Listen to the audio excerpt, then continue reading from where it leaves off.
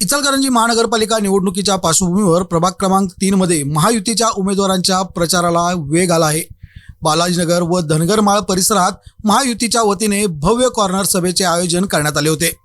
या सभेत महायुतीचे उमेदवार सौ सरिता भाऊसो आवळे, योगेश चांगदेव पाटील, राजू शंकर चव्हाण तसेच डॉक्टर सौ प्रियंका प्रसाद इंगवले यांचा जाहीर प्रचार करण्यात आला।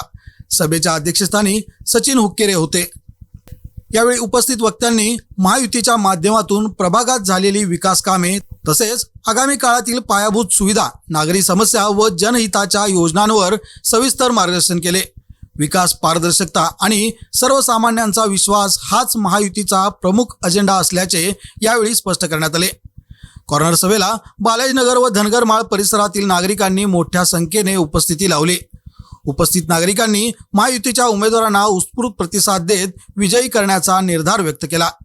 या सभेमुळे प्रभाग क्रमांक 3 मध्ये महायुतीचे वातावरण अधिक मजबूत झाल्याचे चित्र पाहायला मिळत आहे।